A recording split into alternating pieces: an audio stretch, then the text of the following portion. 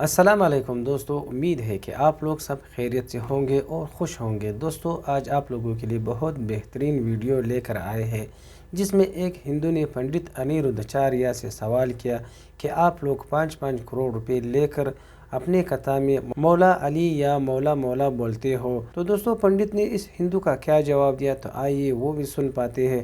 اور ہاں دوستو، اسی بارے میں ڈاکٹر ذاکر نائک کا بہت بہترین سا بیان ہے۔ تو دوستو، ویڈیو کو مس نہ کریں، ویڈیو کو آخر تک دیکھیے اور ویڈیو کو لائک کریں، چینل کو سبسکرائب کریں۔ بڑے گنتی سے نہیں ہوتے کہ کتنے سننے آ رہے ہیں، لیکن ہمارے یہاں کتھا اس بات سے تلتی ہے کہ وہ 5 کروڑ روپیہ لیتے ہیں، اس لیے کتھا واچک ہیں۔ ایسے کتھا واچک بھارتی سماج کو نہیں چاہیے۔ کیوں نہیں چاہیے میں اس لیے کہتا ہوں، لیکن رام کی کتھا سناتے سناتے مولا مولا اور علی علی اس رام کی کتھا میں کیسے پیدا ہوتا ہے؟ میرا سوال یہ ہے۔ بالکل آپ نے کہا کہ ہم جھوٹ نہیں بولتے، پر آپ نے جھوٹ تو بول ہی دیا جب بنا نام لیے آپ کہتے ہیں نا کہ 4 کروڑ لے کر کتھا واچک کتھا سناتے ہیں، تو پھر تو وہ سارے کتھا واچکوں کے لیے ہو گیا، سارے کتھا واچک ٹارگٹ پہ آ گئے، تو آپ نے یہ تو غلط کیا ہی۔ بالکل اسی طرح۔ My name is Vanita and I'm working as a marketing executive. مجھے سے پوچھنا تھا کہ میں نے سنا ہے one of my Muslim friends سے کہ after death سارے مسلمز جو ہے وہ heaven میں جاتے ہیں and whoever is non-Muslim will go to hell. So I wanted a clarification on this point. کہ ہر ایک کی آفٹر ڈیتھ جو ڈیسائیڈ ہوتا ہے وہ اپنے کرم پر ہوتا ہے، تو مجھے اس بات کے اوپر کلیریفیکیشن چاہیے تھے کہ why all Muslim will go to heaven and non Muslim will go to hell if at all we do good deeds, like if non muslim also does good deeds, why they will go to hell? بہن نے اچھا سوال پوچھا ہے کہ ان کی ایک سہیلی نے کہا کہ مسلمان آخرت میں جنت میں جائیں گے، غیر مسلم دوزخ میں جائیں گے۔ مسلم مطلب وہ جو امن حاصل کرتا ہے، اللہ سبحانہ و تعالیٰ کے احکامات کے مطابق چلتا ہے، قرآن اور صحیح حدیث پہ عمل کرتا ہے، اسے کہتے ہیں صحیح مسلم۔ یہ بالکل صحیح ہے کہ جو عملی طور پہ صحیح مسلمان ہے وہ انشاءاللہ جنت میں جائے گا، لیکن آپ کا سوال تھا کہ جو غیر مسلم اچھے اعمال کرتے ہیں وہ کیوں نہیں جنت میں جائیں گے؟ بہن، جنت میں جانے کے لیے 4 شرائط ہے۔ جب میں میرا 10 اسٹینڈرڈ پاس کیا، میں سینٹ پیٹرز اسکول سے فارغ ہوں، جب میں ICSE میں تھا 10ویں میں، میرے ایگزامینیشن میں 6 کمپلسری سبجیکٹس تھے: English, mathematics, science, geography, history, Hindi, 6 subjects compulsory. 6 subjects میں پاس ہونا کمپلسری ہے۔ اسی طریقے سے انسان کو جنت میں جانے کے لیے 4 شرائط ہے۔ یہ لکھا ہے سورہ العصر میں، سورہ نمبر 103 آیت نمبر 1 2 3، جس میں اللہ تعالیٰ فرماتے والعصر ان الانسان لفی خسر الا الذین آمنوا وعملوا الصالحات وتواصوا بالحق وتواصوا بالصبر۔ اللہ سبحانہ و تعالیٰ قسم کھا رہے ہے وقت کی، عصر کی، بے شک انسان خسارے میں ہے، صرف وہ لوگ جو 4 چیز میں سفلتا پاتے ہیں وہ لوگ خسارے میں نہیں ہیں۔ اور یہ 4 چیزیں ایمان، عمل صالحات، وتواصوا بالحق، وتواصوا بالصبر۔ جس طریقے سے مجھے 10 اسٹینڈرڈ پاس کرنے کے لیے 6 سبجیکٹس میں پاس ہونا کمپلسری ہے، مثال کے طور پہ اگر مجھے mathematics, English, history, geography, science میں 99% مارکس ملتے ہیں، 99%، اور ہندی میں صرف مجھے 10% ملتے ہیں، اینڈ پاسنگ مارکس از 40%۔ پاس ہونے کے لیے 40 مارکس کی ضرورت ہے۔ اگر ایک سبجیکٹ میں ہندی میں مجھے 10% مارکس ملتے ہیں اور باقی 5 سبجیکٹ میں 99% مارکس ملتے ہیں، کیا میں 10 اسٹینڈرڈ پاس کروں گا کہ نہیں؟ بہن، میں آپ سے پوچھنا چاہتا ہوں، کیا میں 10 اسٹینڈرڈ میں سفلتا پاؤں گا کہ نہیں؟ ایک سبجیکٹ میں 10%، باقی 5 سبجیکٹس میں 99%، کیا میں 10 اسٹینڈرڈ پاس کروں گا کہ نہیں؟ نہیں۔ کیوں؟ کیونکہ مجھے ہندی میں 10% مارکس ملے، بھلے 99 ملے باقی 5 سبجیکٹ میں، ہندی میں 10 فیل، اسی طریقے سے جنت میں جانے کے لیے سورہ العصر کے حساب سے 4 چیزیں ضروری ہے: ایمان، عمل صالحات، نیک اعمال جو آپ کہہ رہے، وتواصوا بالحق، لوگوں کو حق کی طرف بلانا، وتواصوا بالصبر، لوگوں کو صبر کی طرف بلانا. 4 چیزیں ضروری ہے. ایک بھی چیز اگر ان چاروں میں سے مسنگ ہے، موجود نہیں ہے، اگر آپ ایک بھی چیز میں فیل ہوتے ہیں تو آپ جنت میں نہیں جا سکتے. اگر آپ کہتے ہیں کہ آپ اچھے انسان ہیں، اعمال میں آپ بہت اچھے اعمال کرتے ہیں، مان لو آپ کو 99 مارکس ملے اعمال میں، 99، لیکن ایمان میں تو آپ فیل ہے. آپ یہ نہیں مانتے کہ اللہ ایک اور محمد صلی اللہ علیہ وسلم آخری پیغمبر ہے جو ساری مذہبی کتاب میں لکھا ہے، تو آپ ایمان میں فیل ہے. آپ کتنے بھی نیک کام کرو، 99% ملے، 100% ملے، باقی 3 حصے میں ایمان میں لیکن فیل ہوئے تو آپ جنت میں نہیں جائیں گے.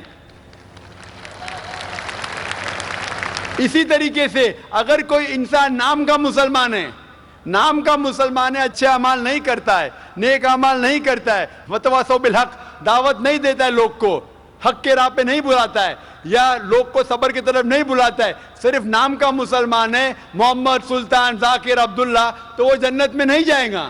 اسے جنت میں جانے کے لیے ایمان، عمل صالحات، وتواصوا بالحق، وتواصوا بالصبر، چاروں چیز کی ضرورت ہے. اسی لیے آپ اعمال کتنے بھی اچھے ہیں، اگر ایمان نہیں ہے کہ اللہ ایک ہے اور اللہ کے علاوہ کسی کی عبادت نہیں کرنا چاہیے، اور ایمان نہیں ہے کہ محمد صلی اللہ علیہ وسلم آخری پیغمبر ہے، تو آپ جنت میں کبھی بھی نہیں جائیں گے. بہن، کیا آپ میرے جواب سے سہمت ہے؟ Yes. Thank you for clarifying the point. You're most welcome. Mic number 2 میں اگر کوئی غیر مسلم بھائی لائن میں ہو مائک نمبر 2 میں تو سوال کر سکتے ہیں. نمستے سر، میرا نام وکی سونوڈ ہے. I am a student of computer engineering. میرا سوال یہ تھا کہ اتنے سالوں سے جو ہمارے ریلیجیس بکس آئے ہمارے پاس اور ہم لوگ اسٹڈی نہیں کر پا رہے، جو آج آپ نے پروگرام لیا، جو وید گیتا میں سے بتائے ہمیں، آج میں نے ابھی پڑھنا شروع کیا ہے، مگر اتنے سالوں سے کوئی پڑھ رہا کیوں نہیں ہے؟ آپ اس کے اوپر کیا کہنا چاہیں گے؟ بھائی نے اچھا سوال کیا ہے کہ ہم غیر مسلم اپنی مذہبی کتاب پڑھتے ہی نہیں. میری تقریر سننے کے بعد بھائی صاحب نے شروع کیا پڑھنا. تو کیوں نہیں پڑھتے؟ کیونکہ اکثر دیگر مذاہب کے دھرم گرو وہ نہیں چاہتے کہ ان کے مذہب کے ماننے والے اپنی مذہبی کتاب پڑھے. کیوں؟ کیونکہ اگر آپ مذہبی کتاب پڑھیں گے تو یہ دیگر مذاہب کے دھرم گرو کی دکان کیسے چلیں گی؟ آپ سمجھے؟ تو اسی لیے جو قرآن میں لکھا ہے، سب سے بہترین جس طریقے سے غیر مسلمان سے کوئی مسلم بات کر سکتا ہے، وہ سورہ عمران، سورہ نمبر 3، آیت نمبر 64، تعالوا الی کلمۃ سواء بین بینکم، آؤ ہم اس بات کی طرف جو آپ اور ہم میں یکساں ہے. اسی لیے میں جب تقریر کرتا ہوں یکسانیت کے بارے میں کرتا ہوں. میں اختلافی تقریر بھی کر سکتا ہوں لیکن اس سے کوئی فائدہ نہیں. میں چاہتا ہوں کہ آپ حق کی طرف آئے، اور انشاءاللہ میری اگلی تقریر جو اگلے سنیچر ہے وہ ہے کہ خدا کا تصور مختلف مذاہب میں، concept of God in the major world religions. لوگ دھرم گرو یہ نہیں چاہتے کہ ان کے دھرم کے ماننے والے اپنے دھرم کی کتاب پڑھے. اسی لیے میں کہتا ہوں کہ ہندو لوگ جو ہندو ہے، میں نے لاسٹ ٹائم کہا تھا آزاد میدان میں جب لیکچر ہوا تھا 2001 میں، تقریباً 7 سال پہلے، میں نے کہا تھا گورنمنٹ سے کہ گورنمنٹ سنسکرت پہ توجہ دینا چاہیے. ہندوؤں کو کہنا چاہیے سنسکرت پڑھو، اپنی مذہبی کتاب پڑھو، تو آپ خدا کے اور قریب آئیں گے، خدا کے قریب اور آئیں گے، آپ اور ہم میں اور بھائی چارہ بڑھے گا. Hope this answer the question brother. Thank you sir. Mike number 1 سے اگر کوئی سوال ہو تو کر سکتے ہیں غیر مسلم بھائی. میرا نام مہیش مہتا ہے. کعبہ شریف بھی لوگ مطلب اس کو چومتے ہیں، ٹچ کرتے ہیں. بعد میں جو حجر اسود ہے تو حجر اسود کو بھی لوگ چومتے ہیں کہ آدم علیہ السلام کو خدا نے، اللہ نے اوپر دیا تھا جنت سے اور وہاں فکس کیا ہے، تو جائز ہے کہ نہیں ہے؟ بھائی صاحب مہیش بھائی، ماشاءاللہ جب سے IRF قائم ہوا 1991 سے، اس وقت سے ماشاءاللہ IRF میں آ رہے. اور اگر کوئی شخص، جب ہماری ویڈیو لائبریری شروع ہوئی تھی، اگر کوئی شخص جس نے سب سے زیادہ کیسٹ دیکھا ان چند سالوں میں وہ ہے مہیش بھائی، ماشاءاللہ۔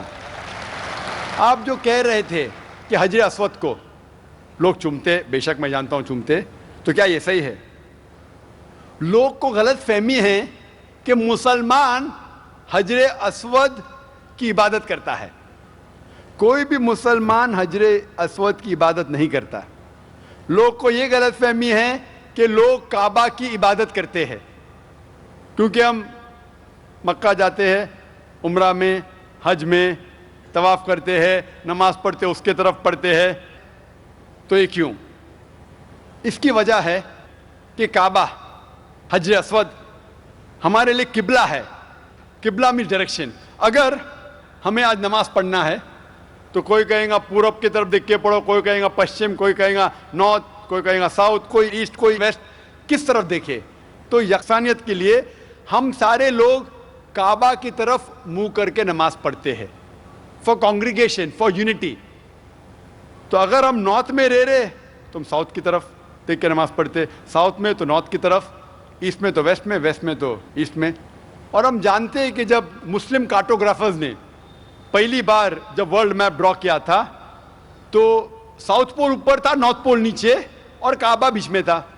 ویسٹرن کارٹوگرافرز آئے اور میپ کو الٹا کیا، north pole top, south pole down, north pole اوپر، ساؤتھ پول ڈاؤن۔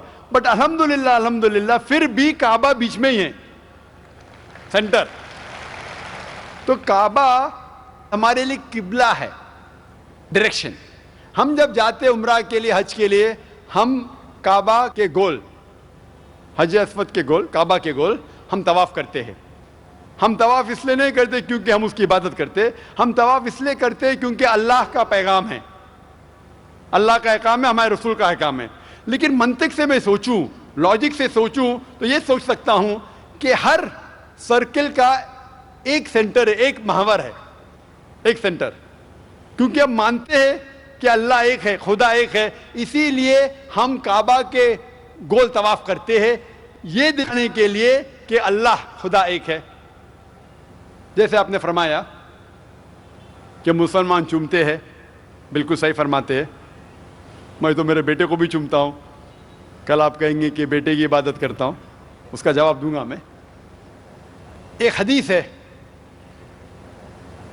صحیح بخاری کی، والیوم نمبر 2، حضرت عمر رضی اللہ عنہ جو سیکنڈ خلیفہ تھے اسلام کے، وہ یہ حجر اسود کو دیکھ کے کہتے ہیں کہ یہ کالا پتھر نہ ہی میرے لیے کچھ اچھا کر سکتا ہے، نہ میرے لیے کچھ برا کام کر سکتا ہے، کیونکہ میرے آخری رسول محمد صلی اللہ علیہ وسلم سے چوما، اس سے میں چوم رہا ہوں۔ It can neither benefit me, it can neither cause me harm. نہ مجھے کوئی نقصان پہنچا سکتا ہے، نہ مجھے کوئی فائدہ پہنچا سکتا ہے، کیونکہ محمد صلی اللہ علیہ وسلم نے چوما، اس لیے میں چوم رہا ہوں۔ یہ الفاظ دوسرے خلیفہ حضرت عمر رضی اللہ عنہ کہ کافی ہے بتانے کے لیے کہ ہم مسلمان حجر اسود کی عبادت نہیں کرتے۔ اور محمد صلی اللہ علیہ وسلم کے وقت پہ کئی صحابہ کعبہ پہ چڑھ کے اذان دیتے تھے۔ اگر کوئی مسلمان کعبہ یا حجر اسود کی عبادت کرتا ہے، کوئی بھی بت پرست جو بت کی عبادت کرتا ہے اس پہ کبھی بھی نہیں چڑھے گا۔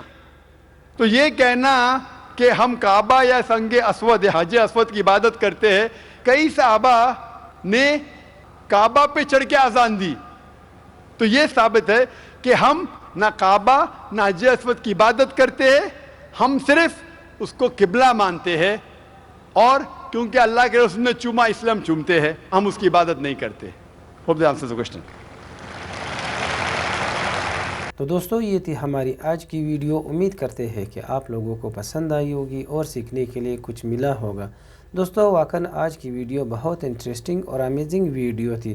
آپ لوگوں نے دیکھا کہ ایک ہندو نے پنڈت انیرودھاچاریہ سے سوال کیا کہ آپ لوگ پیسے لے کر اپنی کتھا میں مسلمانوں کے بھاشن بولتے ہو، لیکن ہندوؤں کو بولتے ہو کہ اسلام سے دور رہو، مسلمانوں سے دور رہو، اس میں آپ لوگوں کے لیے نقصان ہے، مسلمان دہشت گرد ہے، یہ ہے وہ ہے۔ تو پنڈت نے کیا جواب دیا وہ بھی آپ لوگوں نے دیکھا۔ اور ہاں دوستو، ڈاکٹر ذاکر نائک کا بیان بھی آپ لوگوں نے سنا۔ ڈاکٹر ذاکر نائک سے بھی اسی طرح کے مختلف سوالات کیے گئے ہندوؤں نے سوال کیے، اسلام کے بارے میں سوال کیے، ہمارے قبلے اور کعبے کے بارے میں بھی سوالات کیے۔ تو دوستو آپ لوگوں نے دیکھا کہ ڈاکٹر ذاکر نائک نے بہت بہترین سے جوابات دیے اور ان لوگوں کو اس بات پہ قائل کیے کہ اسلام ایک پرامن اور سب سے بہترین مذہب ہے، اور اکثر لوگوں نے یہی خواہش ظاہر کی ہے کہ ہاں اسلام تو واقعاً پیسفل مذہب ہے، اور ان لوگوں نے اسلام کو قبول کرنے کا ارادہ بھی کر لیا۔ دوستو آج کی ویڈیو بہت انٹرسٹنگ تھی، امید کرتے ہیں کہ آپ لوگوں کو پسند آئی ہوگی۔ دوستو ہماری ویڈیو آپ لوگوں کو کیسی لگی کمنٹ سیکشن میں ضرور بتانا، اور اپنے رائے کا اظہار ضرور کرنا۔ اپنا بہت سارا خیال رکھیے، اجازت چاہتے ہیں، اللہ حافظ۔